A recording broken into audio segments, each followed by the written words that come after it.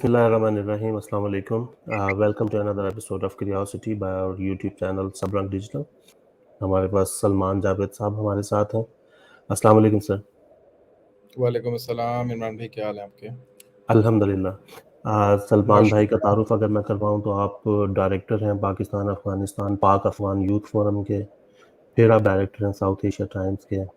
Member board of director हैं Mary time study forums के. फिर आपकी एक्सपर्टीज़ है पाक अफ़गान रिलेशंस के ऊपर. पब्लिक डिप्लोमेसी स्पेशलिस्ट हैं, हिस्टोरियन भी हैं और स्टोरी टेलर भी हैं. सर इतने सारे काम किस तरह सर? हिस्टोरियन वाली बात जिसने भी लिखी है उसमें खैर गलत है कि I am a history buff और a student of history, not a historian by itself. अलबत्ता story teller I can say. I am not an expert in story telling, लेकिन बहरहाल शौक है स्टोरी टेलिंग का. सही. सर कुछ बताइए पाक अफ़गान यूथ फोरम के बारे में. ये आइडिया आपको कैसे आया और इसके ऑब्जेक्टिव्स क्या हैं और इसके गोल क्या हैं सर? अच्छा, इसमें इमरान भाई ये था कि पाक अफ़गान यूथ फोरम ये हमने 2020 अक्टूबर 2020 के अंदर हमने स्टार्ट किया था. It's going to be 4 years now in this October इंशाल्लाह. और तालिबान की हुकूमत के आने से एग्जैक्टली 1 साल पहले ऑलमोस्ट. और उसका मकसद जो था वो ये था कि हम बीइंग स्टूडेंट्स ऑफ आईआर या स्ट्रेटेजिक स्टडीज या political science inside Pakistan, we in our minds think that we understand Afghanistan perfectly. अच्छा, ये सिर्फ हम जैसे स्टूडेंट्स का हाल नहीं है, ये ऑलमोस्ट हर दूसरे पाकिस्तानी का हाल है कि वो समझता है कि अफगानिस्तान तो बस जो है ना वो एक हमारा बगल बच्चा है, तो उसको हम बड़े आराम से समझ भी सकते हैं और संभाल भी सकते हैं. लेकिन मेरा चूंकि बचपन से ही अफगानों के साथ एक कोई ना कोई ताल्लुक रहा है.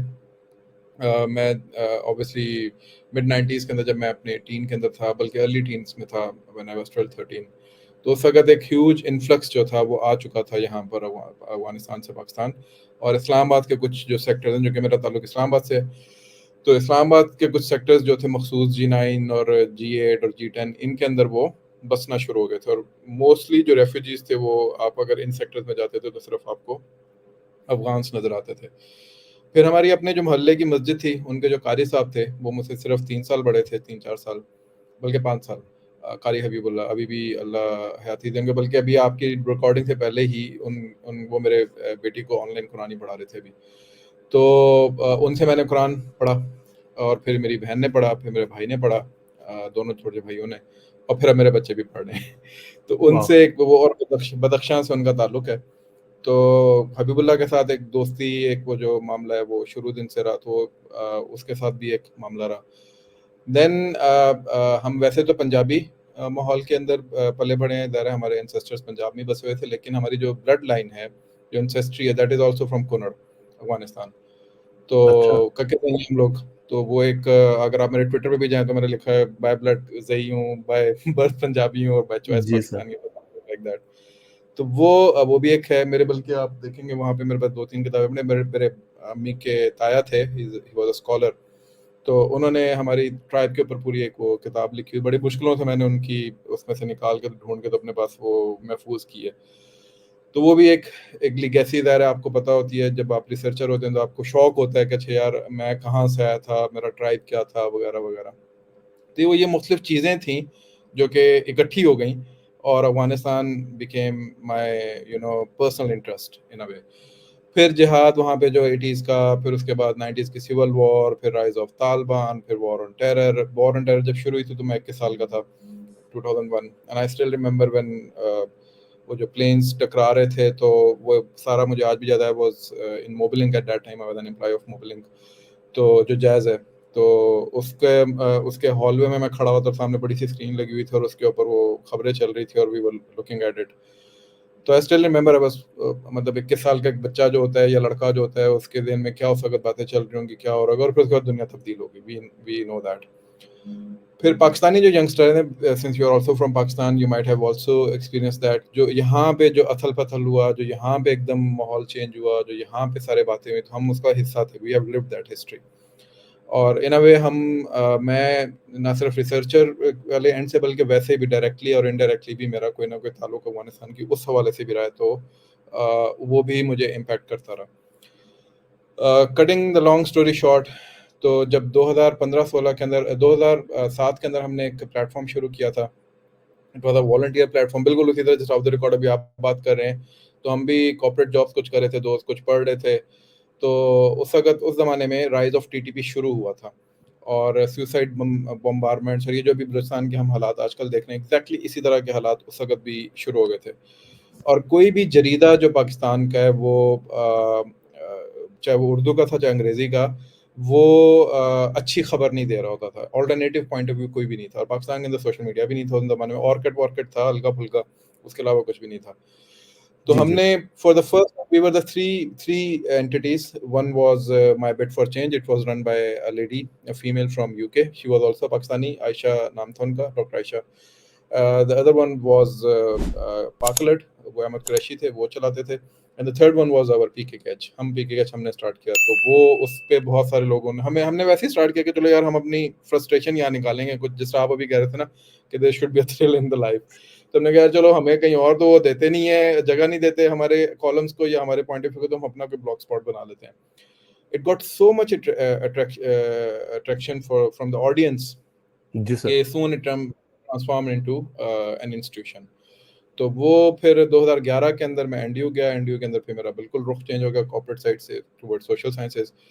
चूंकि बुक रीडर मैं शुरू से था, तो वो मेरे लिए इतना मुश्किल भी नहीं हुआ सोशल साइंसेज की तरफ आते हुए। और 2011 से लेकर अभी तक फिर मैं मुख्तलिफ थिंक टैंक्स, मुख्तलिफ प्लेटफॉर्म्स के साथ, ये जो आपके इंटरम मिनिस्टर रहे हैं अनवारुल हक काकड़, इनके साथ फिर 2013 में मेरा रब्ता हुआ, ये और सरफराज बुकटी, इन्होंने मुझे इनवाइट किया बलूचिस्तान, और वहाँ पे फिर मैंने वॉइस ऑफ बलूचिस्तान के नाम से एक प्लेटफॉर्म था इनका, वो स्टार्ट करके दिया।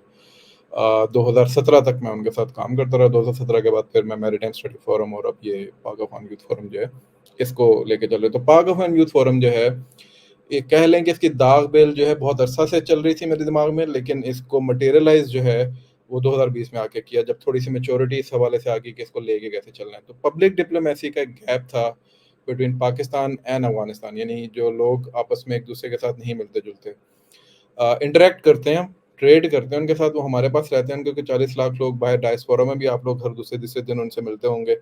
लेकिन एक वो जो अंडरस्टैंडिंग है अफगानिस्तान की पाकिस्तानियों के यहाँ और पाकिस्तान की अफगानियों के यहाँ, वो एक गैप हमने फिर सर्वे किया, तो पता चला कि यार ये तो बहुत बड़ा गैप है।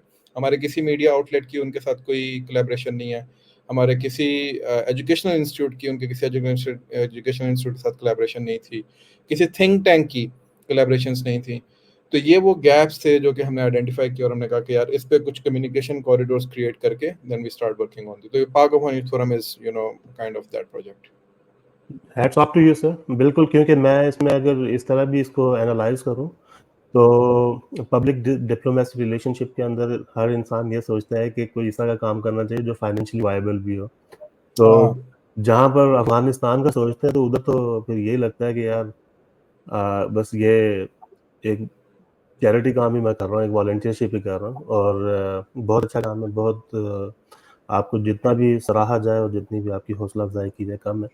और आप ही के वीडियोस और वीलॉग्स देख देख कर जो है इतनी इन्फॉर्मेशन हमें मिली है, जो कि काफ़ी इस तरह की चीज़ें थी जो अंडर द शैडो थी, तो वो क्लियर हो गई और विजिबल हो गई। थैंक यू बहुत अगेन सर। बहुत शुक्रिया, बहुत शुक्रिया। जी जी जी सर। मेरी आवाज़ आ रही है आपको? जी जी, आ रही है, आ रही है। जी सर। अफगानिस्तान के हवाले से एक परसेप्शन है, या लोग कहते हैं कि ये ग्रेवयार्ड ऑफ द एम्पायर्स है, और उसको कंसिडर करते हुए मतलब मुझे लगता है कि एक फॉल्स फीलिंग जो है ना, एक फेक फीलिंग उधर ग्रो कर गई है कि अ, बहुत ज़्यादा ब्रेव हैं, बहुत स्ट्रेट फॉरवर्ड हैं, और ये हैं, इस तरह के लोग हैं कि भाई कोई भी इतनी सुपर पावर्स उधर चली गई हैं, और वो उनको कोई भी जो है ना वो अपना ताबे नहीं कर सका या उन्हें कॉन्कर नहीं कर सका। वेयरएज़ हम्म, मैं ये समझता हूँ कि ये परसेप्शन थोड़ी-सी जो है वो एग्ज़ैजरेट किया हुआ है हमने, ओवर एस्टिमेटेड है। अगर वो चाहते, या ये जो रशिया देख लें, अमेरिका देख लें, ब्रिटेन का तो नाम नहीं लेंगे, उस वक़्त तो ख़ैर बहुत ही प्रिमिटिव टाइम था। तो ये तो सर ये एक तरीके से मलिया मेट भी कर सकते थे अगर ज़िद पर ही आ जाते अपने तो। मेरे ख़्याल में इंसानी हकूक़ को देखते हुए, सिविलियंस की जानें देखते हुए इन्होंने जो है वो अपना बोरिया बिस्तर बाँधा है, या उन्होंने ये इस चीज़ को नोट किया कि हमारा फाइनेंशियल इंटरेस्ट या हमारे इकोनॉमिक इंटरेस्ट नहीं रहे, तो इस वजह से छोड़ा है उन्होंने। जो ग्रेवयार्ड ऑफ एम्पायर वाली चीज़ है ना, अनफॉर्चुनेटली ये हमारे यहाँ ज़्यादा मशहूर है, और फिर गोरों ने ऑब्वियसली इसको परपेचुएट गोरों ने किया था, जी। और उसके बाद फिर हमारे जो एकेडमिशियंस हैं या हमारे पॉलिटिशियंस हैं या हमारे मिलिट्री एस्टेब्लिशमेंट के जो लोग हैं, उन्होंने इसको पिक कर लिया। और since it actually in a वे ये किसी ना किसी तरीके से हमारे नैरेटिव को सपोर्ट करता था बाज़ मामलात के अंदर, तो शायद इसलिए उस वक़्त हमें बड़ा अच्छा लगता था कि जी अफ़गानिस्तान ग्रेवयार्ड ऑफ एम्पायर है, और जो भी यहाँ पे सुपर पावर आई है उसने जो है ना हमेशा मार खाई है और वो यहाँ से निकल गए। Also obviously it is not true. History के अंदर अगर आप टाइमलाइन देखें तो पिछली सिर्फ 1000 साल की अगर आप हिस्ट्री अफ़गानिस्तान की उठा के देख लें, तो कोई मतलब यानी 10-15 दफ़ा अफ़गानिस्तान जो है, बल्कि शायद ज़्यादा दफ़ा इन्वेड हुआ है, और उसके ऊपर दूसरे बाहर के लोगों ने हुक्मरानी की है। और अफ़गानिस्तान बताते खुद, जो मॉडर्न डे अफ़गानिस्तान है, ये बताते खुद जो है ये बहुत अरसा तक जो है खुरासान का इलाका था, यानी खुरासान की एक टेरिटरी थी ये, जो कि ऑब्वियसली या तो सेल्जुक्स जिसको देखते थे, उससे पहले अरब्स देखते थे, फिर जी। सेल्जुक्स आ गए थे, उसके बाद फिर जो है वो ये ईरानियंस, उससे भी पहले ईरानियंस और बाद में भी ईरानियंस जो थे वो आ गए थे, और फिर बीच में और डिफरेंट डायनेस्टीज जिस तरह गजनी की चलती रही, उसके बाद गौरी की चलती रही, सेल्जुक्स चलते रहे, ये खिलजी चलते रहे, बाबर ने बहुत अरसा उधर जो है वो काबुल के तख्त के ऊपर हुक्मरानी की है, और उसके बाद फिर ये अब दुरानी की जो एम्पायर बनी थी, जिसको मॉडर्न डे अफगानिस्तान जिसको कहा जाता है, तो सर इससे ये वो भी बात तो वहाँ। एस्टैब्लिश होगी ना कि ये सारे फॉरेन जो इन्वेडर्स थे जो आए अफगानिस्तान में और जिन्होंने ऑक्युपाई किया। देखें, कुछ इसमें से तो ज़ाहिर है अफ़गानिस्तान के थे, लेकिन कुछ ज़्यादातर जो है वो बाहर के थे। लेकिन जैसे आप गज़नी के महमूद गज़नवी को देखते हैं, या शहाबुद्दीन गौरी को देखते हैं, या खिलजी को देखते हैं, ये तमाम लोग तुर्क थे। They actually came from there, settle down over here, इनके एंसेस्टर्स बाहर से आए थे, और उस वजह से ये लोग यहाँ पे सेटल हो गए थे। अपार्ट फ्रॉम दैट, सिकंदर ने भी अफ़गानिस्तान के ऊपर जो है वो किसी ज़माने में कब्ज़ा किया था। अपार्ट फ्रॉम दैट, फिर ब्रिटिशर्स जो हैं वो किस ज़माने में रहे, उस साइड से ज़ार जो है वो आके इनको ताराज करता रहे, इस साइड से ईरानियन एम्पायर जो थी, या जो बच्ची कुछ ईरान था, वो उसको देखता रहे। तो ये तो मसलसल महमूद गजनवी का मजे क्या आपको बताता हूँ। महमूद गजनवी ने जो एक्चुअली इंडिया की तरफ रुख किया था और इनको इन्वेड करना शुरू किया था, उसकी जी वजह सर। ये थी कि राजपाल जो था, उसकी जो राजधानी थी वो पेशावर से आगे जो थी, और वो पेशावर से बैठ के अफगानिस्तान के ऊपर जो है वो अटैक्स किया करता था, जिसके जवाब में फिर महमूद गजनवी ने फिर उसका पीछा करना शुरू किया, and then he totally followed them up. तो ये बेसिकली एक हिस्ट्री है अफगानिस्तान की। इसमें कॉन्करर्स भी हैं, और इसमें ज़ाहिर है वो लोग भी हैं जिनको शिकस्त हुई है, और वो लोग बैठे हैं। सिर्फ 50-55 साल के पीछे की हिस्ट्री उठा के देख लें, तो 2 एम्पायर्स ने इनको जो है वो अपने अंडर रखा है, यानी टोटल इन लास्ट 50 ईयर्स या 45 ईयर्स, फॉर 30 ऑड ईयर्स ये लोग फॉरेन ऑक्यूपेशन के अंडर रहे हैं। तो ग्रेवयार्ड ऑफ एम्पायर आप उस वक्त कहें जिस वक्त आप बिल्कुल एक एम्पायर को तबाह करके, ख़त्म करके उसको बाहर फेंक दें, उसका कुछ भी ना बचे, तो फिर आप कहेंगे अच्छा यार ये हमने इसकी ना कब्र खोद दी है यहाँ पे। एम्पायर्स मतलब क्रम्बल ज़रूर कर सकती हैं, वीक ज़रूर हो सकती हैं, मसल ज़रूर लूज कर सकती हैं अपना वहाँ पे, बट अगर वो ख़त्म नहीं हुई, उसकी कब्र नहीं खुदी, तो इट्स स्टिल देयर। तो जी। ये चीज़ जो है एक मिथ ज़्यादा है, और एक उसका रियलिटी से जो है वो कम है। जहाँ तक बात है उनके रेजिस्टेंस की, रेजिलियंस की, इसमें कोई शक नहीं है कि रेजिस्टेंस या रेजिलियंस उनके अंदर मौजूद है, बट वो ओवरऑल इस खत्ते का एक मिजाज है। तो वो सिर्फ अफगानिस्तान से मुख्तस नहीं है, वो इधर बरसगीर पाक व हिंद से भी मुख्तस है, वो बांग्लादेश से भी मुख्तस है, वो आपको जो है वो फार ईस्ट के अंदर भी मिलेगा। जहाँ जब वियतनाम ने जो अमेरिकन के साथ किया, क्या वहाँ अफगान थे? वियतनाम ने भी तो अमेरिकन को मार मार के बाहर निकाला था ना। तो ये जो मिथ क्रिएट कर ली जाती है ना कि शायद रेजिलियंस शायद किसी एक कौम से मुख्तस है, ये भी मेरा ख्याल है कि एक गलत चीज़ है। जिसके ऊपर भी ऑक्यूपेशन होगी, अगर उनके अंदर ज़रा सी भी गैरत शर्म हया मौजूद है, तो दे विल डेफिनेटली रेजिस्ट। ये बिल्कुल। इंसानी नेचर है, ठीक है? तो यही मिडल ईस्ट के अंदर भी था, यही अफ्रीका के अंदर भी था। जब भी कॉलोनियल सेटअप जहाँ-जहाँ पे भी गया, उनके खिलाफ रेजिस्टेंस होती रही है। क्योंकि हमें अपनी तारीख की किताबें सिर्फ अपनी पढ़ने की आदत है, तो हमें लगता है कि सारी दुनिया में शायद हमने ही हीरोज़ पैदा किए हैं, जिसमें कोई शक नहीं है, हमने बहुत बड़े-बड़े हीरोज़ पैदा किए हैं। लेकिन हर हीरो अपने-अपने इलाके का हर हीरो मौजूद रहे। इमाम शामिल का किस्सा जो है वो तो सेंट्रल एशिया का है ना, दागिस्तान का है, वो इधर का तो नहीं है। ठीक है। इसी तरीके से मिस्र का जो मामला है या लीबिया का जो मामला है, जो उमर मुख्तार था, जिसको हम लोग बड़ा वो करते हैं, हीरो के तौर पे देखते हैं, he was from Libya, he was not from here, he was from Africa.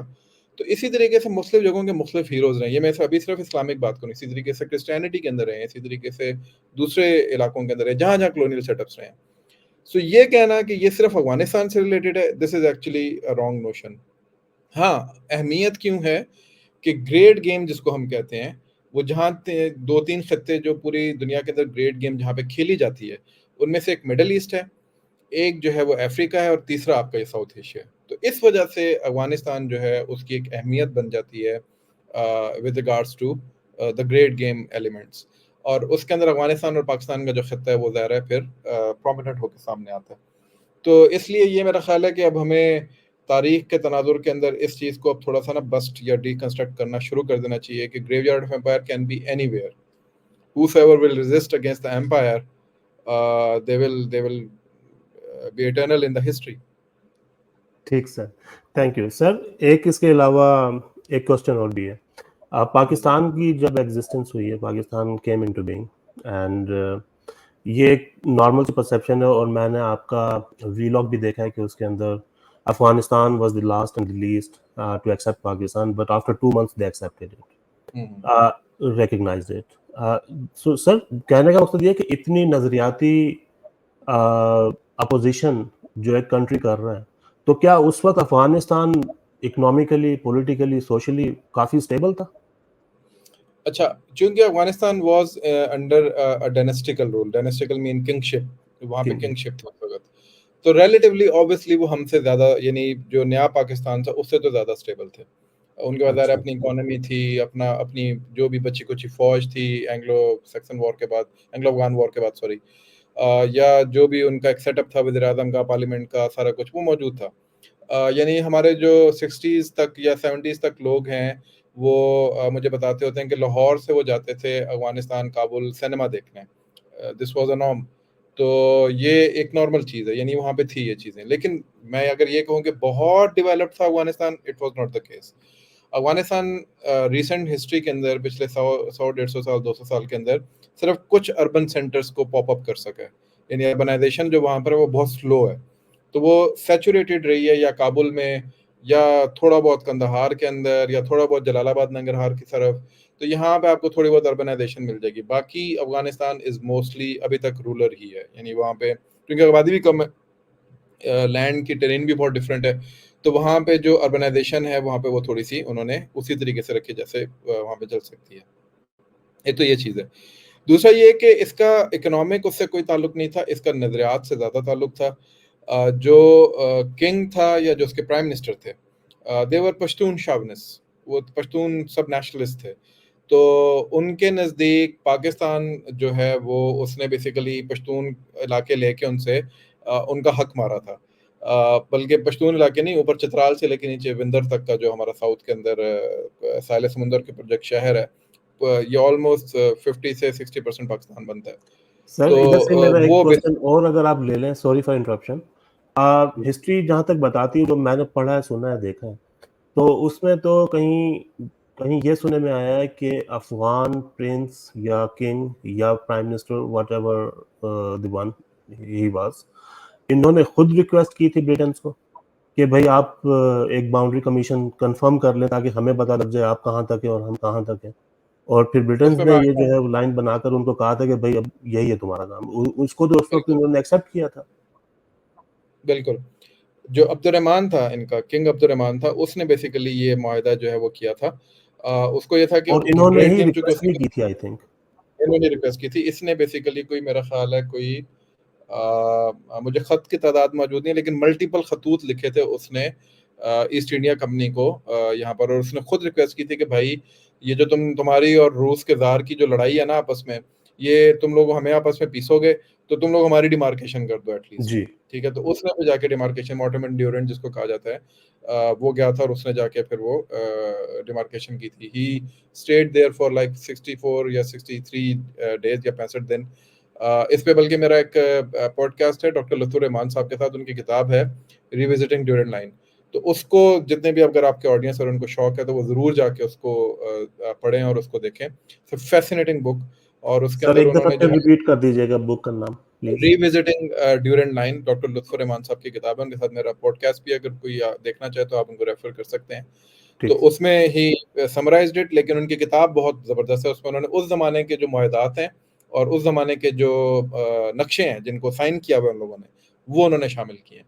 तो दिस एक्चुअली शोड के जो मॉडर्न डे अफगानिस्तान है उसकी डिमार्केशन और सारी गोरों ने की थी। ये भी एक मजे की बात है।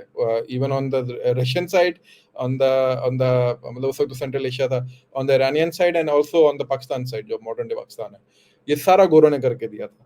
तो ਉਹਨਾਂ ਦੇ ਨਾਲ ਉਹਨਾਂ ਦਾ ਕੋਈ ਫੱਡਾ ਨਹੀਂ, ਫੱਡਾ ਸਾਡਾ सारा ਉਹਨਾਂ ਦਾ पाकिस्तान ਨਾਲ ही है।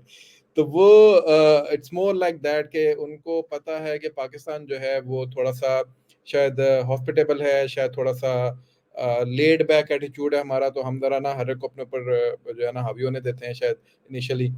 तो वो भी करने की कोशिश करते हैं, लेकिन हिस्टोरिकली फैक्चुअली ये उसी के अंदर डॉक्टर लुत्फुर रहमान साहब ने मुझे बताया कि 2001 में या 2 में या शायद 3 में इंडियन अखबार ने बेसिकली ये शोशा छोड़ा था कि ये जो लाइन है पाकिस्तान की और इसके दरमियान, इसको ड्यूरेंट लाइन कहा जाता है और इसका कोई 100 साल का मुआहदा था और वो ख़त्म होने वाला है, और मतलब ये नहीं अगले 1-2 सालों में। सेम और लाइक वो जो लोजान ट्रीटी तुर्की की एग्जैक्टली उसको तुर्की की वो जो एक जो छोड़ी जाती है बात, वो वाली। लुजान अच्छा, जी। वो उसके ऊपर हमारे कोई गवर्नर के केपी साहब, केपी के गवर्नर साहब थे उस वक्त मुशर्रफ के दौर में, उन्होंने भी इस चीज को पिक कर लिया and he also said this in a press conference. और उसके बाद फिर वो एक बस शुरू होगी बात, किसी ने उसकी तहकीक ही नहीं की। तो ये डॉक्टर लुत्फुर रहमान ने फिर जाके उनको कहा कि भाई ये आप लोग कहाँ से बात निकाल के ले आए हैं, ऐसी कोई बात नहीं है। And then they all started retracting from it. Even वो जो इंडियन अखबार था उसने भी अपनी स्टोरी से बैक ट्रैक कर लिया, क्योंकि उसको पता चल गया था कि वो बहाना फूट गया। लेकिन अफगानों को मौका मिल गया और उन्होंने कहा ना ना ना ना, इसको हम नहीं छोड़ते, ये तो हमें मौका मिल गया और इसके ऊपर हम फिर जो है वो बात करेंगे। दोबारा से रिवाइव करना शुरू कर दिया उन्होंने। हालांकि दाऊद के बाद ये बात दोबारा कभी नहीं हुई थी अंटिल 2002। अच्छा, उसके बाद ड्यूरेंट लैंड के हवाले से मैं आपको एक और मजे की बात, एक historical fact, ambassador Abrar Hussain, उनके साथ मेरा एक मुकालमा चल रहा था, तो उसमें उन्होंने मुझे बताया he was one of those ambassadors जो कि मुल्ला उमर से भी मिले हुए हैं। तो उनकी किताब भी है मुल्ला उमर से अशरफ गनी तक, वो भी एक अच्छी एक डॉक्यूमेंटेड बुक है, तो if someone would want to read तो वो आप पढ़ सकते हैं उसमें। राइट। तो उसमें उन्होंने मुझे बताया, उन्होंने कहा जी कि जो प्रेसिडेंट दाऊद थे when he became president after the coup, तो उस वक्त हैदराबाद साजिश केस जो है वो चल रहा था और यहाँ पे लोग पकड़े गए थे जो उनकी प्रॉक्सी थी अफगानिस्तान की। तो Daud came to Pakistan with some sir propositions. Sorry for interruption again, Hyderabad साजिश केस पे मैंने कुछ आपके व्यूज सुने। मैं जी जी ज़रूर आपसे दोबारा वक्त ज़रूर चाहूँगा कि मैं थोड़ा सा डिस्कस करना चाहूँगा उसको। जी जी जरूर। अच्छा, उस पे उन्होंने क्या किया कि उस पे आके दाऊद ने आके ये बात कही कि आप अगर ये करें कि दो प्रोपोजिशंस उसने दी। उसने कहा कि एक तो हम कन्फेडरेशन बना लेते हैं, प्रोपोजिशंस बहुत सारी नहीं, दो मेजर प्रोपोजिशंस ये थी। एक कन्फेडरेशन बना लेते हैं अफगानिस्तान पाकिस्तान की, और ये हमारे फॉरेन ऑफिस के जो आर्काइव्स हैं क्लासिफाइड, उसके अंदर ये बात अभी भी मौजूद है, डॉक्यूमेंटेड है। तो उसमें उन्होंने ये कहा कि जी हमें कन्फेडरेशन, लेकिन शर्त मेरी सिर्फ ये है कि आप उसका नाम लिखें confederation of Afghanistan and Pakistan, यानी अफगानिस्तान का नाम पहले लिख दें। हमारे वालों ने कहा लिख दो सानू की कन्फेडरेशन बनाओ तुसी। तो this was actually principally agreed upon कि हम ये कर लेंगे और इंशाल्लाह। हम लोग तो सेकंड जो, वैसे भी चाह रहे थे ना कि हमारी स्ट्रेटेजिक डेप्थ बननी चाहिए थोड़ी सी। अच्छा स्ट्रेटेजिक डेप्थ वाले पे भी मैं क्लियर कर दूंगा थोड़ा सा आगे जाके। अच्छा, हम्म। दूसरा जो उसने प्रपोजिशन दी वो ये थी कि आप हैदराबाद साजिश केस में जितने लोग हैं इनको रिहा कर दें, तो मैं ड्यूरेंट लाइन को बबांगे दहल इंटरनेशनल बॉर्डर डिक्लेयर कर दूंगा अपनी साइड से। So this was oh. Something जो कि दाऊद ने खुद एक्सेप्ट किया था। लेकिन उसके बाद जब वो वापस गया तो उसके 1-2 साल के अंदर उसको कत्ल कर दिया उसके अपने लोगों ने। उसके बाद फिर वो 100 रेवोल्यूशन और वो सारी चीज़ें वहाँ पे शुरू हो गई। अच्छा, स्ट्रेटेजिक डेप्थ की भी बात जो है वो ये है कि पाकिस्तान का कोई ऐसा ऑफिशियल डॉक्यूमेंट कहीं पे भी नहीं मौजूद जिसके अंदर पाकिस्तान ये क्लेम करता हो कि अफगानिस्तान को एज स्ट्रेटेजिक डेप्थ देखता है। ये असलम बेग साहब ने एक दफ़ा एक कॉलम लिख दिया था, जनरल मिर्जा असलम बेग साहब ने, और उसमें उन्होंने ये टर्म यूज़ कर दी थी। और ये टर्म जनरली मिलिट्री के अंदर मुख्तलिफ जगहों के ऊपर यूज़ होती है जहाँ पर भी आप फॉल बैक पोजीशन की बात करते हैं। तो उन्होंने ये टर्म यूज़ किया और लोगों ने कहा लो जी पाकिस्तान मिलिट्री की तो स्ट्रेटेजिक डेप्थ की स्ट्रेटजी है अफगानिस्तान के अंदर। ये सारी प्रॉक्सी पाकिस्तान ने इसलिए लॉन्च की थी, अफगानिस्तान को तबाही करने के लिए ये सारा काम किया था। Historically for last 50 years alone It is not Pakistan जो कि अफगानिस्तान को strategic depth के तौर पे use करे. It is Afghanistan who is actually using Pakistan as a strategic depth. When the Soviets came, every other refugee came to Pakistan. Every other leader came to Pakistan. Ji When the Americans came, every other refugee and economic immigrant or the leader came to Pakistan. Karzai by himself was raised in Quetta. Ashraf Ghani came to Pakistan for his PhD dissertation जो होती है वो उसके लिए. I mean आप even ये जो अफगान तालिबान है सगत बैठे हुए इनका तो सब मेरे ख्याल में उन्होंने अपनी एमबीबीएस भी इधर से किया है गनी साहब ने। Exactly. तो उनका भाई जो है वो हर दूसरे तीसरे दिन इस वक्त भी इस्लामाबाद के अंदर बैठा होता है. तो हमदुल्ला मोहिब जो हैं जो कहने से नेशनल सिक्योरिटी एडवाइजर रहे हैं पिछले रजीम के अंदर, अफगानिस्तान के और पाकिस्तान को बड़ी गालियां शालियां देते थे. तो वो कहते उनके जिस वक्त वो गालियां दे रहे थे एंड उस टाइम जिस वक्त वो स्टेज पे खड़े होकर पाकिस्तान को ब्रोथल कह रहे थे जी सब बड़ी टॉप गन थी वो कहाँ चले गए वो? तो उनके उस वक्त उनके बहुत दो करीबी रिश्तेदार इस्लामाबाद के अंदर एक कोठी में रह रहे थे वो एंड उस time when he was abusing Pakistan. तो I can quote on and on के कौन किस तरीके से. तो Pakistan actually didn't get to use Afghanistan as a strategic depth. It was Afghanistan who actually used Pakistan as a strategic depth. तो ये भी myth जो है वो bust होनी चाहिए. दूसरी बात ये कि पाकिस्तान का जो अंसर है अफगानिस्तान के हवाले से वो सिर्फ एक है, वो ये कि एक फ्रेंडली नेबरहुड हो जिसके अंदर एक फ्रेंडली गवर्नमेंट हो काबुल के अंदर जो अपनी सॉइल को पाकिस्तान के खिलाफ यूज ना होने दे. And that is actually where Pakistan failed over and over and again. Why did Pakistan fail? Not because of only the policy of Pakistan, but also because of the attitude of Afghans. उनको जिस वक्त कोई आके कुछ कहता है, चाहे वो सोवियट्स हों, चाहे वो अमेरिकन हों या चाहे वो इंडियंस हों, वो फौरन उसके साथ जाके खड़े हो जाते हैं. और मैं इसके ऊपर आपको एक एग्जांपल देता हूँ. After the take over of Afghan Taliban मैं काबुल गया और काबुल जाके मैं घूम फिर रहा था. तो मेरी एक जगह मुलाकात थी किसी कुछ हाई ऑफिशियल्स तालिबान के जो थे उनके साथ. तो मैं कमरे में उनके साथ बैठा हुआ और जब मैं उनके साथ बैठा हुआ तो वहां पर उन्होंने एक साहब अंदर आए. He was quite a big shot in Taliban. तो वो जैसे अंदर आए और बाकी भी तालिबान बैठे सारे इससे बड़े तकरीम से मिले, मैं भी मिला. उसने मुझे देखते कहा कि तुम पाकिस्तान से हो? मैंने कहा जी. तो वो सारे तालिबान की तरफ मुड़ा, उसने कहा कि पाकिस्तानी हमसे ज्यादा अच्छे हैं. तो सारों के रंग जो है ना वो आना जाना शुरू हो गया कि इसने ये बात क्यों की है. तो मैं तुम्हें वजह बताता हूँ. उसने कहा कि हम अफगानों के अंदर इतनी गैरत नहीं है, ये उसके मैं कोट एंड कोट अल्फाज बता रहा हूँ, कि हमने हमेशा बाहर के लोगों को बुलाया. वो जो आपके ग्रेवयार्ड ऑफ एम्पायर है ना उसकी भी यहाँ पे मिथ टूट जाएगी. उसने कहा हमने हमेशा लोगों को खुद इन्वाइट किया है कि आओ और आके हमें मारो. लेकिन पाकिस्तानियों ने इंतहाई करप्ट इनके एलीट होने के बावजूद कभी किसी बाहर की कुव्वत को नहीं कहा कि आके हमें इनसे हमारी जान छुड़ाओ और पूरे मुल्क को ताराज कर दो. तो it was always us who actually invited other people to come down and save us from our elite. ये इतनी बड़ी एक यानी अगर सोशल साइंसेस के हिस्टोरियन के स्टूडेंट के तौर पे भी अगर आप इसको देखें तो this is actually a fact. Afghans always invited other people outside of their country, outside of their territory, outside of their tribal setups and ethnicities to come down and save them from their elite. और पाकिस्तानी आपको पता है rule रहे हैं, मर रहे हैं, बहुत सारे लोग इनकलाब की बात भी करते हैं यहाँ पे, but we never asked anyone from outside to come down and save us from from our whosoever is there on the helm of affairs. So ये एक जो मिथ है अफगानिस्तान के हवाले से, ये वाली भी स्ट्रेटेजिक डेप्थ वाली भी मेरा ख्याल है इसको भी अब हमें शेल्फ करना शुरू कर देना चाहिए. Thank you sir. सर इसके अलावा मेरा एक क्वेश्चन और है.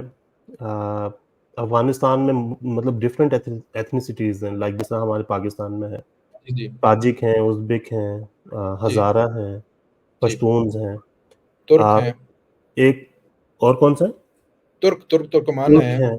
जी सर. 14 बड़ी एथनिसिटीज हैं अफगानिस्तान के अंदर, 14 मेजर. तो सर अब मेरे दो सवाल हैं इसके साथ कि क्या ये सारी एथनिसिटीज ड्यूरिंग लाइन के इशू को लेकर पाकिस्तान के खिलाफ ही रही हैं या इनमें सिर्फ और सिर्फ पश्तून जो हैं वो आउट नंबर? सिर्फ पश्तून हैं और बाकी एथनिसिटीज ने बड़े ये मेरा अपना पर्सनल एक्सपीरियंस भी है और ये ऑन रिकॉर्ड भी है. उनके अपने लीडर्स ने ये बात कही हुई है कि हमें ड्यूरिंग लाइन से कोई लेना देना नहीं है. For us it is an international establish border. हमारा ताल्लुक जो है वो जो टेरिटरी ऑफ अफगानिस्तान है, डोमिनियन ऑफ अफगानिस्तान है, उससे है. उस साइड उस पे जो भी है वो पाकिस्तान का, इस साइड इधर जो भी है वो अफगानिस्तान का। It is only the Pashtun of Afghanistan जो कि इस किस्से को उठाते हैं, और कुछ सब नेशनल जो पाकिस्तान के अंदर हैं, जैसे PTM है, मंजूर पश्तीन है, या इस कमाश के जो लोग हैं जो लरोबर यो अफगान का नारा लगाते हैं, वो बेसिकली इसको लकीर को नहीं मानते। अच्छा सर, अब इसके साथ मेरा दूसरा सवाल ये है कि फिर हमें क्या, ये हमारी स्ट्रेटेजी होती है कि सोवियत ऑक्यूपेशन के बाद हमने सिर्फ और सिर्फ पश्तून्स को ही सपोर्ट किया, नहीं जबकि ऐसा हमें नहीं पता है, था कि ये तो इनसे तो हमारी बन नहीं रही। नहीं, ये ऐसा नहीं है। पाकिस्तान उस वक्त 7 या 8 जमातों को देख रहा था, और उनमें से मेरा ख्याल है सिर्फ 1 या 2 जमातें जो थी वो पश्तून थी, बाकी सब फारसी बांध थे। नहीं नहीं सर, तो सोवियत यूनियन के बाद की बात कर रहा हूँ, जब इनकी आपस में खाना चल गई।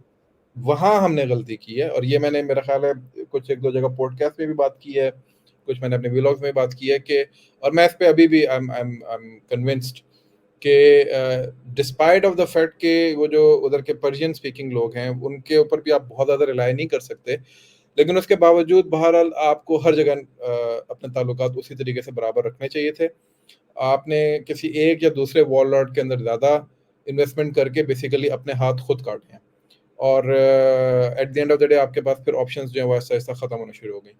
और ऑल्सो वहाँ के, अच्छा, psychologically it is easier to deal, ये मेरी अपनी रीडिंग है लेकिन हो सकता है कि हमारे पॉलिसी मेकर्स के डिफरेंट हो।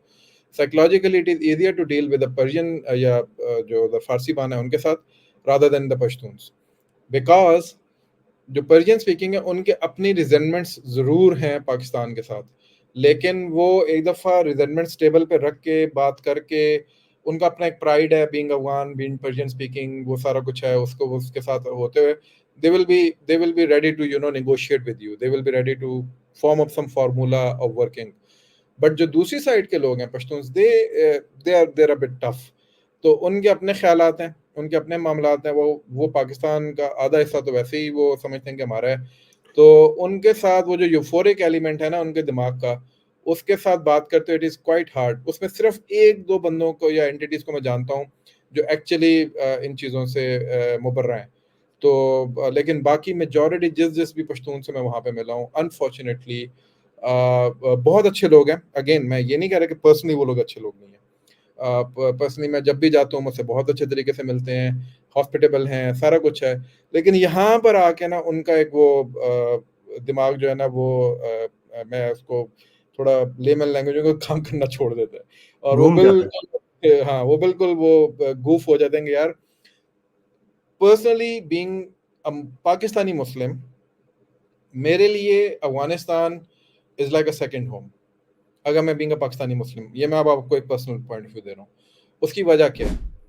मैं पंजाब का रहने वाला हूँ, आप सिंध के रहने वाले हैं, लेकिन पंजाबी जी आपकी सर। वो है एथनिसिटी है। उसके बावजूद बावजूद इसके कि उस साइड का जो पंजाब है, यानी इंडियन साइड का जो पंजाब है, उससे बहुत सारी चीज़ें हमारी रिलेट करती हैं, फिर भी मुझे सबसे ज़्यादा जो रिलेशनशिप या एक जिसे कहते हैं ना बीइंग होम फीलिंग जो आई है, वो मुझे अफगानिस्तान जाके आई है। Comfort level. कंफर्ट लेवल, उसकी वजह क्या है? लिबास बिल्कुल मुख्तलिफ नहीं है, खाना पीना बिल्कुल मुख्तलिफ नहीं है, घरों का इवन स्ट्रक्चर और मिजाज बिल्कुल मुख्तलिफ नहीं है। सिर्फ लैंग्वेज बैरियर एक थोड़ा सा आपको आता है कि वो दरी या पश्तो जो आप बोलते हैं, बीइंग पंजाबी तरह, मेरे लिए वो थोड़ा सा एक इशू था, बट वो आप अपने KP में भी चले जाएंगे तो वहाँ पे भी आपको यही फीलिंग आती है।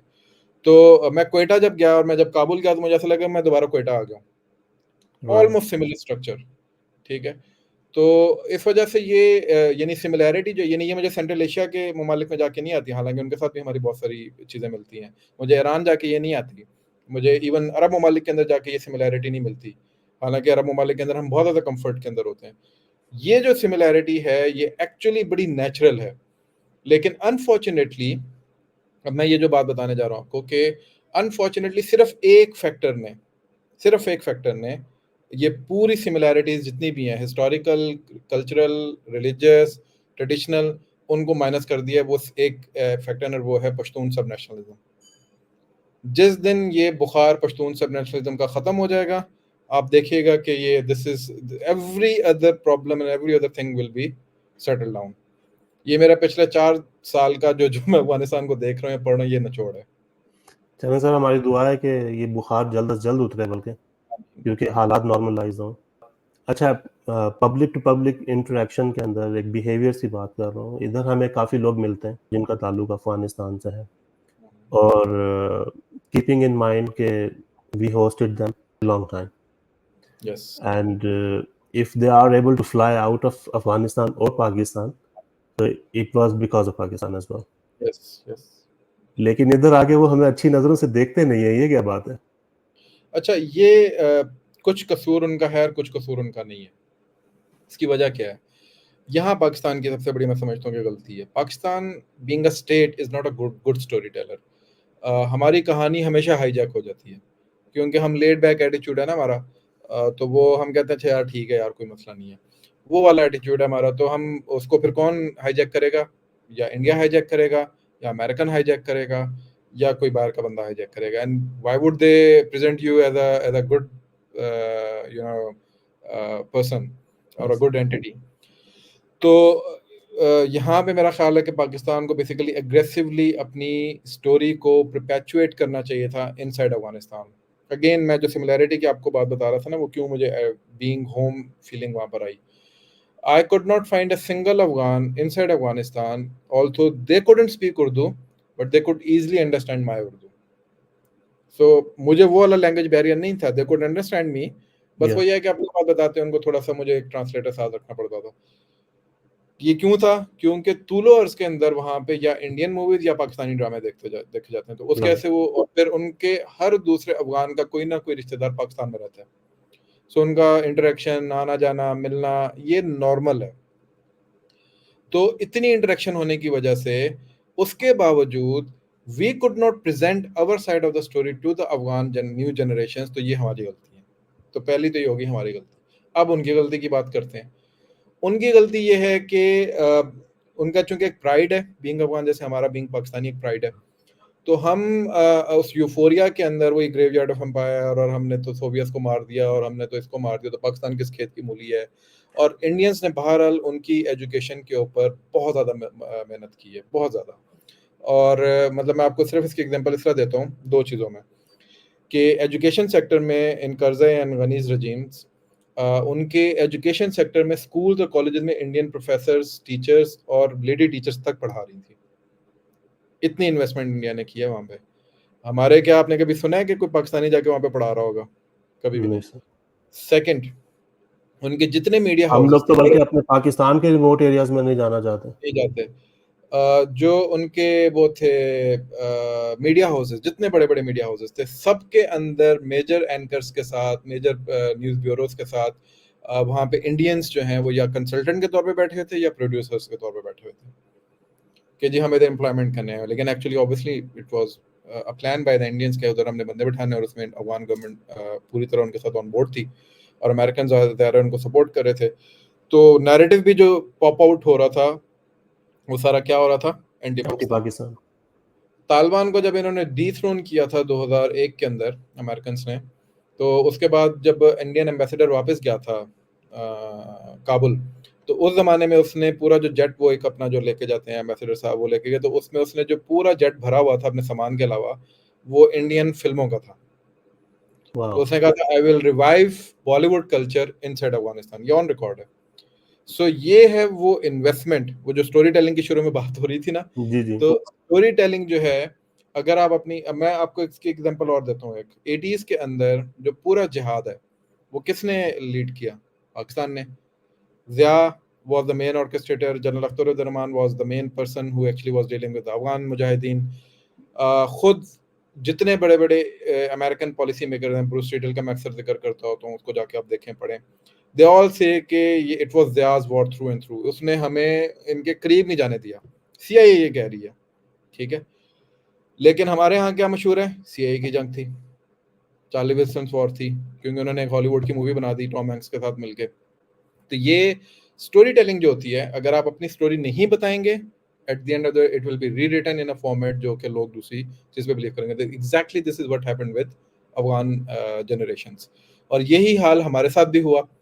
और वहां से जो फिर नैरेटिव उठा गोरों का और इंडियंस का, वो पहले अफगान्स ने कंज्यूम किया, उसके बाद उन्हीं अफगान्स ने पश्तून्स को बेचा यहाँ पे, उन पश्तून्स ने लिबरल्स और सेकुलर्स के साथ मिलकर पाकिस्तान के अंदर बेचा, और अब ऑलमोस्ट हर दूसरा पाकिस्तानी ये समझता है कि अफगानिस्तान की दवाई का जिम्मेदार पाकिस्तान है। सो ये बेसिकली एक पूरा प्रोसेस है पिछले 50 सालों के अंदर। वो आराम से नहीं बैठे, वो लोग वो चले गए यहाँ से, लेकिन आराम उन्होंने परपेचुएट किया इस नैरेटिव को, और उसका विक्टिम अफगान यंगस्टर भी और उसका विक्टिम जो है वो पाकिस्तानी भी है। और हम मजे से टेक लगाए बैठे हैं कि चलो दे दो और दो बैठे हैं। अच्छा सर, फर्स्ट ऑफ ऑल तो बलूचिस्तान में ये जो मैसेकर हुआ फर्स्ट, इसकी जितनी मजम्मत की जाए उतनी कम है, जितनी ताज़ियत की जाए और जितना गम किया जाए उतना कम है। बेचारे गरीब मजदूर पेशा और दिहाड़ी कमाने वाले लोग बेचारे जो उधर, उनको इस तरह टारगेट किया गया है। अल्लाह उनकी मग़फ़िरत करे। लेकिन सर उसके साथ एक सवाल मेरे जहन में ये भी आता है कि Balochistan being the longest border sharing with Afghanistan, so do you have any doubt in your mind, like would there be any cross border involvement in this? I have no doubt, लेकिन सिर्फ अफगानिस्तान नहीं, ईरान भी है, दोनों ममालिक शामिल हैं। जो लास्ट टाइम पाकिस्तान ने सर्जिकल स्ट्राइक्स BLA के रिटेलिएशन में की थी, वो ईरान के अंदर की थी, उनके हाइड आउट ईरान के अंदर है। तो मेजर जो इस वक्त लीडरशिप है ये बलोच सब नेशनलिस्ट की, वो ईरान के अंदर बैठी हुई है, लेकिन उनके ज़ाहिर कुछ ट्रेनिंग सेंटर्स या उनके कुछ हाइड आउट्स या उनके कुछ स्लीपिंग सेल्स या पॉकेट्स जो हैं वो अफगानिस्तान के अंदर भी मौजूद हैं, और उनको वहाँ की इंटेलिजेंस एजेंसी भी उसी तरीके से सपोर्ट करती है जो GDI है। मेजर जितनी भी रिलीजियस ऑर्गेनाइजेशन हैं, जिसमें TTP है, LAJ आलमी है, या आप कह रहे हैं ISKP है, उनके जो हब्स हैं वो अफगानिस्तान के अंदर है। तो ये इसमें तो मुझे कोई डाउट नहीं है कि ये जो दोनों ममालिक हैं, अनफॉर्चुनेटली ईदर बाय चॉइस, और ईरानियंस ऑब्वियसली बाय चॉइस हैं, लेकिन अफगान्स ईदर बाय चॉइस और बाय डिसेप्शन वो इसका हिस्सा है। तो सर इनका क्या, ईरान का एटलीस्ट क्या इन पर्टिकुलर इंटरेस्ट है पाकिस्तान के अंदर अनरेस्ट क्रिएट करके? बात थोड़ी सी डिफरेंट साइड पे चली जाएगी, लेकिन ऑब्जेक्टिवली अगर हम देखें, ईरान के अंदर जब रेवोल्यूशन आया था 79 के अंदर, तो उस वक्त जो उनका कॉन्स्टिट्यूशन तरतीब दिया गया था, उस कॉन्स्टिट्यूशन के अंदर उन्होंने बाकायदा ये बात कही थी कि हम अपना रेवोल्यूशन जो है इसको एक्सपोर्ट करेंगे। ये बाकायदा उनके कॉन्स्टिट्यूशन का हिस्सा है। सो ईरानियंस जो हैं वो पाकिस्तान को किस नज़र से देखेंगे? For them it is not something जो कि उनके स्ट्रेटेजिक जो कैलकुलस है, वो हम उनकी आइडियोलॉजिकल जो रेवोल्यूशनरी माइंडसेट है उसके साथ मेल नहीं खाते। बट सर मिड 80s में तो हम बड़ी पोटेंशियल मार्केट थे उनके लिए, खाने फरहंग खुले हुए थे हर जगह पर। खाने फरहंग खुले, अभी भी खुले हुए हैं। अच्छा, खाने फरहंग के ऊपर बल्कि मैं आपको मजे की बात बताता हूँ कि खाने फरहंग जो है ये जहाँ इसकी डील ये हुई थी पाकिस्तान के ईरान की, कि जहाँ पाकिस्तान जितने इनको इलाके देगा यहाँ पे खाने फरहंग बनाने के, उसी तरह ये पाकिस्तान को जगह देंगे ईरान के अंदर हमारे कल्चरल सेंटर्स खोलने के लिए। तो इनके खाने फरहंग खुल गए, हमारा कल्चरल सेंटर वहाँ कोई नहीं खुला हुआ। तो ये भी एक हिस्ट्री है। खैर, तो ये एक पूरा एलिमेंट है, तो मैं उसकी डिटेल में इसलिए नहीं जाना चाह रहा था, वो थोड़ा सा सेक्टेरियन एंड पे चला जाता है, और मैं नहीं चाहता कि मेरे जो अहले तशी भाई हैं वो इस चीज़ के ऊपर थोड़ा सा नाराज़ हों। लेकिन अनफॉर्चुनेटली ये एक रियलिटी है कि ये उनके कॉन्स्टिट्यूशन का हिस्सा है, इसीलिए आपको ज़ैनबियून या इसीलिए आपको फातमियून और इसीलिए आपको पारा चनार के अंदर जो कुछ होता है, इसी तरह आपको क्वेटा के अंदर जो हज़ाराज हैं उनको किस तरह मेहदी मलिक शाह के नाम के ऊपर आगे उभारा जाता है, और उसके ज़ाहिर है साथ साथ फिर इधर से सिपाही साहबा और इस तरह की भी ऑर्गेनाइजेशंस जो हैं वो भी उठाई जाती हैं। तो ये एक अलग पूरी एक डिबेट है, उस पर हम फिर इंशाल्लाह ताला किसी दिन बात करेंगे, लेकिन बहरहाल ये एक एलिमेंट मौजूद है। अच्छा, दूसरा उसका जो फैक्टर है वो ये है कि चाबहार जो है वो एक बेसिकली एक पोटेंशियल पोर्ट है इस इलाके की, उसके साथ दूसरी पोर्ट जो है ग्वादर है। पाकिस्तान जो मैं समझता हूँ या जानता हूँ, जो हमारे पॉलिसी मेकर चाबहार को एक ट्विन पोर्ट के तौर पे देखते हैं, not as a competitive port but as a coordinating port. लेकिन Iranians on the other hand unfortunately Gwadar को एक कंपेटिटर पोर्ट के तौर पे देखते हैं। तो ये भी एक फैक्टर है, और उस चीज़ को ज़्यादा उनके जहन में जो परपेचुएट किया है या जिसको पुश किया वो इंडियंस ने किया है। तो इंडियंस का वहाँ पे बहुत ज़्यादा इंग्रेस है। आप कुलभूषण यादव का पूरा नेटवर्क जो था वो चाबहार के साहिली इलाके के ऊपर ही था, तो वहीं से आता था और वहीं से वो चलाता था सारा। इंडियंस का यानी जो पूरा काओ प्लान अगर आप पढ़ें, तो वो पूरा का पूरा एक्चुअली इज समथिंग जो कि वो चाहता है कि उसका मेजर हिस्सा ईरान और अफगानिस्तान से पाकिस्तान के ऊपर ऑनस्लॉट प्रॉक्सीज की जाए, और 60s और 70s में उसने ये प्लान, जो रॉ का पहला चीफ था, तो वो काओ प्लान अगर हम पढ़ें तो उसके अंदर हमें ये सारी चीज़ें नजर आती है। ईरानियंस का after the revolution, not before the revolution, after the revolution एक खास अनफॉर्चुनेटली मिजाज है टुवर्ड्स पाकिस्तान। तो वो हमारा एक हॉट एंड कोल्ड किस्म का उनके साथ एक रिलेशन है। पाकिस्तान समझता है कि ईरान एक बहुत बड़ा पोटेंशियल एलाय है रीजन का हमारा, लेकिन ईरानियंस की तरफ से उस तरह की वार्मथ जो है वो हमें देखने को नहीं मिलती। इट इज़ बिकॉज कि हम लोग अरब कंट्रीज के साथ बहुत हमारा एक स्ट्रेटेजिक अलायंस है, सारा कुछ है, तो शायद वो भी एक उनके ज़हन में एक पूरा एक एलिमेंट मौजूद है। तो वो उसके काउंटर के अंदर पाकिस्तान को अरब स्ट्रेटेजिक कैलकुलस के अंदर देखते हैं, और उसको नुकसान पहुंचाना या उसको वीक रखना ये उनके स्ट्रेटेजिक इंटरेस्ट के अंदर है।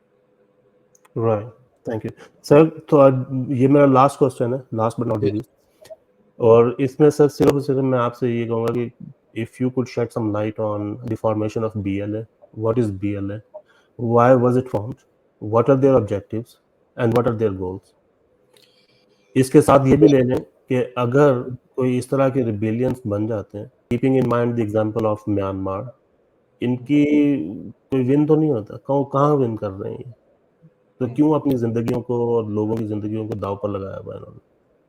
अच्छा, ये दूसरा क्वेश्चन जो आपका उस पे हिस्से पे मैं बाद में आता हूँ। फॉर्मेशन इसकी BSO आज़ाद एक ऑर्गेनाइजेशन बनी थी जो कि डॉक्टर अल्लाह नज़र ने बुलान मेडिकल कॉलेज के अंदर उसकी बुनियाद रखी थी, और वहीं से ये सारा मसला शुरू हुआ। ये जो अभी आजकल महारंग बलोच साहबा बड़ा मशहूर हुई हैं, उनके जो वालिद साहब थे, he was also part of that, और उसी से ही वो अपनी इन फाइटिंग के अंदर ही कमांडर के साथ मारे गए थे, जिनको ये प्रोजेक्ट करती रही कि वो मिसिंग पर्सन थे, लेकिन actually was obviously commander over there in BSO Azad, और BSO ने बाद में उसको क्लेम भी किया।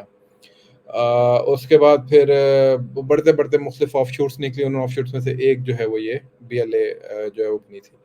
तो BLA जो है ये बलोच लिबरेशन आर्मी, इसको अभी इस वक्त इसके मकासद की मैं बात अगर करूँ तो obviously they think that Pakistan is an imperial state, और इन्होंने एक कब्जा किया हुआ है, ऑप्रेसिव स्टेट है, सेटल कलोनियलिज्म कर रही है वहाँ पे पंजाबियों को और पश्तूनों को लाके और दूसरी एथनिसिटीज़ को लाके, और बलोचों को मार्जिनलाइज कर रही है वगैरह वगैरह, ये सारी वो उनकी वो चीज़ें। तो यहाँ पे चाइनीज़ जो हैं वो अगर आ रहे हैं तो वो सिर्फ एक इंपीरियल स्टेट को प्रोटेक्ट करने के लिए आ रहे हैं, उसके इंटरेस्ट को। तो ये बेसिकली जो है वो एक पूरा सीन है। आपको मजे की एक बात बताता हूँ, आज मैं एक ट्वीट पढ़ रहा था और बड़ी अच्छी ट्वीट मुझे वो लगी कि पूरा नैरेटिव अगर आप BLA का उठा के देखें तो वो दो ममालिक के खिलाफ है, पाकिस्तान और चाइना। ये दो ममालिक किसके दुश्मन है? आसान सा सादा सा फॉर्मूला है, पाकिस्तान और चाइना किसके दुश्मन है इस रीजन में? ऑब्वियसली हमें अपोज करता है इंडिया। इंडिया। इस रीजन में चाइना का ओपोजिशन भी इंडिया है और पाकिस्तान का ओपोजिशन भी इंडिया है। टू फ्रंट जो उसका वॉर का है थिएटर, वो इन दो ममालिक के खिलाफ है। एक्स्ट्रा टेरिटोरियल एलिमेंट्स के अंदर कौन एंटी चाइना है यहाँ पे? ऑब्वियसली US है। तो BLA के पूरे नैरेटिव के अंदर अगर इन्हीं दो ममालिक को टारगेट किया जाए तो वी कैन अंडरस्टैंड कि who is pulling their strings, number 1। Number 2, वो ट्वीट जो मैं आपको जिसका हवाला दे रहा था उसमें उसने बड़ी अच्छी बात लिखी कि जो इन्वेस्टमेंट है का बलूचिस्तान के अंदर वो चाइनीज की तरफ से है, लेकिन एक्चुअल मिनरल एक्सट्रैक्शन जो सबसे ज्यादा वहां पे कर रहा है, जो करेगा जाके, वो एक कैनेडियन कंपनी है, बैरक गोल्ड। सबसे बड़ी जो जिसको कहते हैं ना कि डिस्कवरी है जो पाकिस्तान की मिनरल्स के अंदर भी, और सबसे लुक्रेटिव जो है वो ये है, उसको कभी भी उन्होंने तनकीद नहीं किया BLA ने कि ओहो यार ये इंपीरियल्स आ गए हैं और यहाँ पर आके हमारे वो ले जाएंगे। तो दिस एक्चुअली शोज कि उनके इंटरेस्ट का टारगेट जो है वो क्या है। राइट। TTP जब फॉर्म अप हुई थी तो जो उसका पहला अमीर था अब्दुल्ला महसूद आई थिंक, तो उसका जो बड़ा मजे का मौलवी सीन, फजलुल्लाह। नहीं वो तो बहुत बाद में आया था। तो अच्छा, पहला जो अमीर था अब्दुल्ला महसूद था या बैतुल्ला महसूद था, इन दो में से कोई एक था, बैतुल्ला, बैतुल्ला। I think. तो उन्होंने आते ही ग्वांतानामो बे से वापस आते ही सबसे पहले जिन लोगों को टारगेट किया था वो चाइनीज थे, जी सर। अपने जहाद पाकिस्तान के नाम के ऊपर। जी sir. So this actually is a very clear connection, चाहे वो रिलीजियस रेडिकल्स हों चाहे वो सब नेशनलिस्ट हों, उनका टारगेट जो है वो पाकिस्तान के स्ट्रेटेजिक इंटरेस्ट है। पाकिस्तान के स्ट्रेटेजिक इंटरेस्ट इस वक्त चाइना के साथ जुड़े हुए हैं, तो जाहिर है उन्होंने चाइनीज को उन्होंने टारगेट करना है। तो इसलिए ये आप इनकी जितनी भी इधर उधर की बातें होंगी कि जी की इंपीरियल स्टेट है, ऑप्रेसिव है हमारे, मैं आज एक और जगह पे पढ़ रहा था कि पाकिस्तान की जो टोटल कंजम्पशन है, जैसे गैस की अक्सर बात करते हैं, तो पाकिस्तान की जो टोटल डिमांड है मार्केट की गैस की, it is somewhere near 4000 cubic feet something, कुछ इस तरह, मुझे उसका सही तरह याद नहीं है अभी। और उसमें से सिर्फ 9% जो है, सिर्फ 9% वो बलूचिस्तान से आता है। बाकी पंजाब, केपी अपनी खुद पैदा कर रहे होते हैं या बाहर से हम इम्पोर्ट करते हैं, जिसके ऊपर बड़े बड़े स्कैंडल्स भी बने हैं। तो ये बेसिकली कंट्रीब्यूशन है बलूचिस्तान की towards Pakistan overall economy. Budget कल मैं देख रहा था कि सिर्फ 2024-25 का 956 बिलियन रुपीस का बजट है बलूचिस्तान का, ठीक है। उसमें से उसकी जो अपना रेवेन्यू जनरेशन होता है वो 48 बिलियन रुपीस का है, उसके अगेंस्ट उसको 956 बिलियन रुपीस दिए जा रहे हैं। तो ये जो डिस्पैरिटी है ये कहीं भी डिस्कस नहीं होती। तो इसलिए बीएलए के जितने भी मकासद आपको सुनने में इन्फोर्स डिसअपीयरेंसेस, वो ठीक है, उनका जहाँ ग्रीवेंसेस है, जो एक्चुअल इशू है वो मैं जाते जाते आपको आपके सामने रख देता हूँ। इसमें कोई शक नहीं है कि बलूचिस्तान के अंदर इश्यूज हैं। इश्यूज क्या हैं कि वहाँ पे डेवलपमेंट नहीं है। आप खुद सांगड़ से ताल्लुक रखते हैं, आपको भी पता है इंटीरियर सिंध के क्या हालात हैं। सिमिलर या उससे भी वर्स्ट हालात बलूचिस्तान के हैं। और वहाँ के फ्यूडल्स ने जो वहाँ पे हालात रखे हुए हैं, लोगों के एजुकेशन नहीं है, पीने का पानी नहीं है। टोटल 1.5-2 करोड़ की पूरी आबादी है, 44% पाकिस्तान की टेरिटरी है, और उसमें 1.5-2 करोड़ की आबादी को आप जो है वो देखते हैं कि उनके पास बेसिक, यानी कोयटा के अंदर अगर आप जाएं तो कैपिटल जो है एक आपके इतने बड़े सूबे का, उसके अंदर अभी तक सीवरेज सिस्टम नालियों से चल रहा है। तो ये बेसिकली वहाँ के हालात हैं। तो वो ग्रीवेंसेस बिल्कुल जेन्युइन है, नंबर 1। फिर कहीं कहीं स्टेट की हाई हैंडेडनेस भी आ जाती है, लेकिन ऑब्वियसली वो रिएक्शनरी होती है, ज़ाहिर स्टेट पे अटैक होता है, स्टेट उसको हार्शली रिस्पॉन्ड करती है। जस्टिफाइबल नहीं है, लेकिन बहरहाल एक मामला मौजूद है। लेकिन इसको कभी भी बुनियाद बनाकर आप ये नहीं कह सकते कि एक इंपीरियल स्टेट है या ऑप्रेसिव स्टेट है। ये नाअहली है गवर्नेंस की, करप्शन की, जो कि पूरे पाकिस्तान को अनफॉर्चुनेटली फेस करनी होती है। इवन हम पंजाब में भी यही फेस कर रहे होते हैं। पर सारा रौला ही इत्थे इस गल दा कि उत्ते जेडे बैठे ने सारा खा जाते हैं। पंजाबी साम्राज्य, पंजाबी साम्राज्य। अच्छा, केपी में भी यही करप्शन के इश्यूज हैं।